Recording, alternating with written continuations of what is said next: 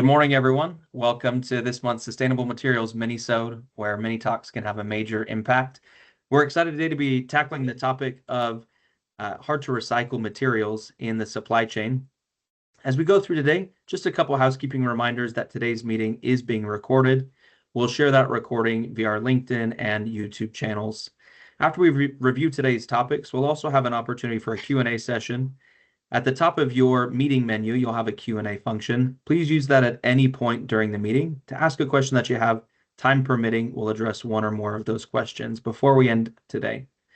Before we wrap up, we'll go through some best practices and some actionable insights that you can take back into your role, and then we'll review both what's upcoming in the minisodes and share where you can access some of our past minisodes as well. As I mentioned, we're really excited today to have Jim Owens presenting. Jim is the president of MARAD. He's a seasoned leader with extensive experience in supply chain management, sustainability, and financial optimization. With a career spanning key roles at SDI, MCOR, and IFCO System, Jim brings valuable insights not only to the industry, but to today's discussion. So please welcome Jim Owens. Hey, thanks, Jeremiah, and welcome everybody. Good morning, good afternoon, wherever you are in the world. So as Jeremiah said, today we're going to, this episode of our Minisode is we're going to tackle the topic of hard to recycle materials, and particularly as it relates to supply chain, both on the retail side as well as the wholesale side. So from a practical perspective, really what we're talking about are things like pallet corner guards, flower pots, pails, whether it's a 5-gallon pail or a 3-gallon pail, strapping, banding. It's all the stuff that's generated in the course of a day or a week as a result of supply chain operations, things that are going from into the DC, out of the DC, downstream to the store and back. And so there's a lot of these materials that fall under this umbrella of hard to recycle. And if you compare and contrast it against some of the other supply chain materials like pallets or OCC or shrink wrap, there's some things that make hard to recycle distinct. So the first and foremost is just the limited or no responsible end market that exists. There's an inconsistency or unreliable supply. And then coupled with that is a variation in demand. And because there's been no real incentive or burning platform to motivate action, there's been really a dearth of innovation in this space until now. And so, you may be asking yourself, why should I care? Well, we're all consumers and we live in a consumer economy. And as the shift from, brick and mortar continues to e-commerce, what we're seeing is, what's happening from a packaging standpoint, and where all the packaging is going in our municipal waste streams. And so there's a growing awareness, and with that is coming a lot more scrutiny from a number of different stakeholder groups, and that pressure is growing. And so there is a shift that's underway where we're moving from a linear take, make, waste economy to what's called the circular economy, and really what that manifests itself into is a zero waste world. And on the backside of that is landfill costs are escalating, pretty dramatically, in excess of 10% per year over the past few years, and it's estimated it's going to grow even higher. And then the good news is there's a lot of innovation in responsible end markets and materials and reusables that inspire a lot of hope as we look out towards the future. The last thing is statutory regulation. I'm going to talk a little bit more about that today and try to make it a little more specific to supply chain and why we should be thinking about this and a little bit more intentional as we go forward. So the one thing I wanted to bring to everyone's attention is what's called EPR, Extended Producer Responsibility, and it's in today's world we're going to talk about single-use packaging. EPR really at a high level is a policy framework that requires producers for the first time to assume financial and operational responsibility for the end-of-life management for their packaging. And that includes collection, recycling, and disposal. So it's really, cradle to grave. And it's not something that's necessarily new. So there's 5 states now in green, as you see on your screen, that have passed EPR packaging laws. There's 9 others that, have introduced legislation. And so in our opinion, the opinion of MARAD is we're at a critical mass now, and we're very quickly nearing a tipping point where we're going to see pretty much the whole nation go this way. And what we're already seeing is states with EPR laws, the states that are adjacent to those states, are now, experiencing FOMO, fear of missing out. So their taxpayers are looking at, the legislators and saying, why are we paying for all this waste when in the state that's adjacent to mine, the producers are picking up the tab. So it's not a policy statement on my part. It's just I think it's just a reality. So to put a finer point on it, I want to talk a little bit about Oregon and some key implementation dates. And so on July 1st of this year, 2025, Oregon will be the first state across the state that's going to standardize all of their recycling processes and protocols.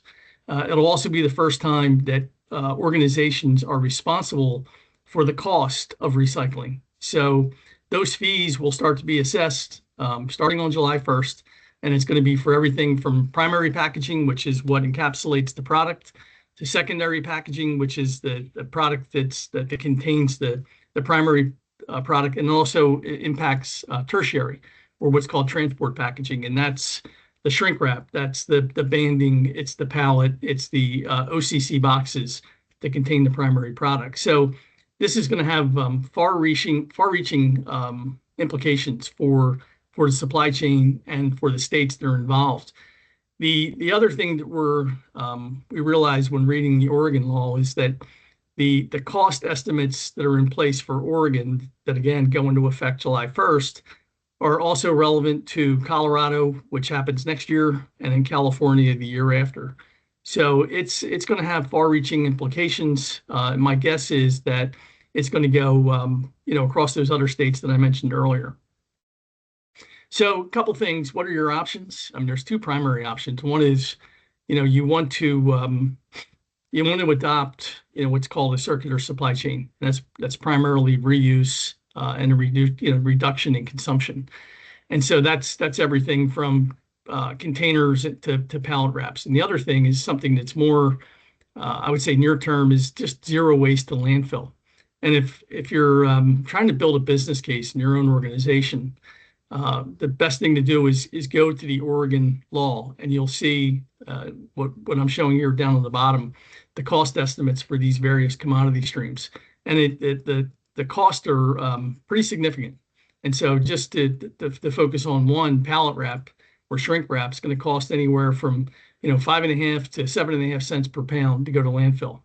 And when you're a large national retailer or wholesaler, and you start to estimate the number of pounds that you're generating, not necessarily even just a year, but in a week, that cost can add up very, very quickly. And it's significant, almost, being characterized as a material cost on the books. Excuse me. So what can you do? Just a few best practice recommendations. Of course, if you look to the left, that's the EPA waste management hierarchy. And that's more from a theoretical perspective, always starting with source reduction and reuse, and ending with the least preferred, which is treatment and disposal. But from a supply chain perspective, what we typically tell folks that are interested in going down this path is the first thing you got to do is know what you have, and that's establishing a baseline. And so that can be achieved through what's called a waste characterization analysis or audit. We can certainly help with that. The other thing you can do is benchmark, internally or externally with some of your peers to see what they're doing, where they're finding success, where they are challenged, and learn from that. The other thing is to collaborate with your existing suppliers and diversion partners. So you may have a partner today that is recycling all of your shrink wrap, and perhaps you may or may not know, but they can help you with things like your plastic corner guards, or those pails that I talked about earlier, or even some of that banding and strapping. Some of those materials can go into existing responsible end markets or to those diversion partners. And then when you look a little bit longer term, you may want to, either at a facility level or at an enterprise level, explore alternative channels. And that could include everything from internal reuse programs to third-party pooling, even something that's called chemical recycling, advanced recycling, where you're taking plastics and through a process called pyrolysis, you're taking that material down to its molecular level and then recycling it that way. And and then getting into things like incineration when no other options exist. And I would always encourage you to reach out to us. I know this is a very short Minisode, but we have a lot of information on file, and we're happy to help.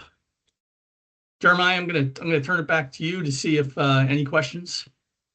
Yeah, fantastic. Thank you so much, Jim. This was a great presentation, a lot to learn. We did have one question come through.